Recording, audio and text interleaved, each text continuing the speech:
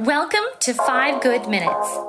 You're listening to today's inspirational message on the fruit of the Spirit with Kurt Bjorklund. Gentleness and the fruit of the Spirit is the idea of being kind and forgiving and big. And as I was just looking at this again, I realized that there's a section that talks about the works of the flesh that really, in some ways, is the opposite of gentleness. And I'm really talking about the words that go from where it says enmity, strife, jealousy, fits of anger, rivalries, dissensions, and divisions. And enmity just is the idea of alienation. Strife means a contentious disposition. And in a sense, gentleness is opposed by a rugged individualism that says, I can live in alienation with people because you don't feel a need to be gentle and get along with people if you don't feel a need to be in relationship with people.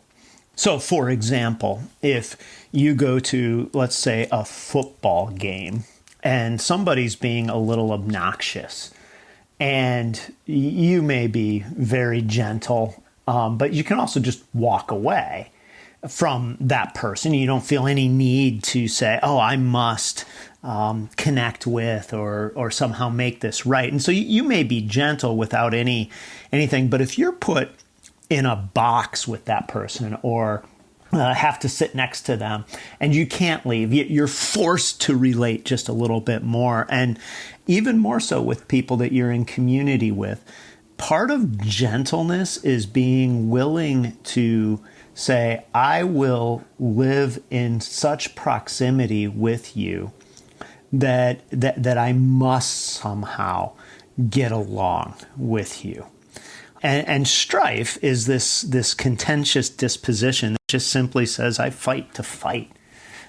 Sometimes what gentleness is saying, I'm going to let you have this. I don't feel the need to correct a misstatement or be consistently pushing something with you pushing an idea forward with you. And so today, what I want to just encourage you to do is to ask yourself, where have you gotten comfortable living in alienation? Is there a family member?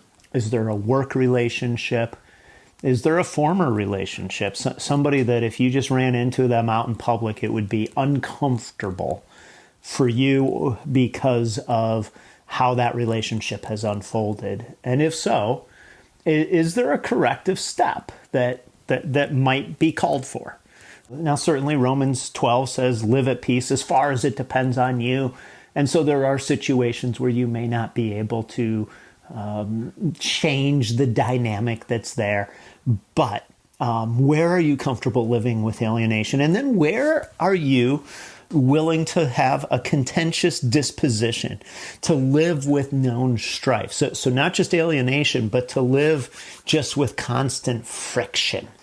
Now, again, the challenge here is you may say, well, it doesn't feel like I should always have to be the one to give.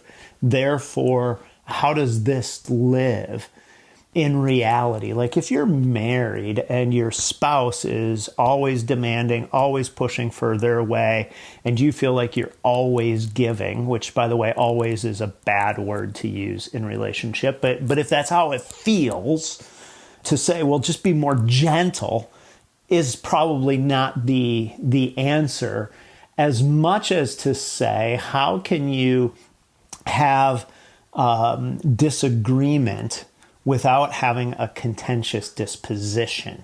Meaning, how can you live in relationship where you say, no, my way should be considered, and I have the strength to do that, but I have a gentleness to be able to do it without having contention live as part of my general disposition.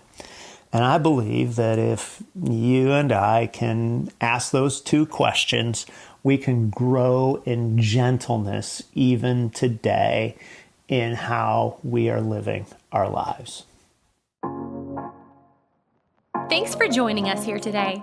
There's a lot of great content to explore on Orchard Hill Plus and on the Orchard Hill main feed from the weekend. Have a great day.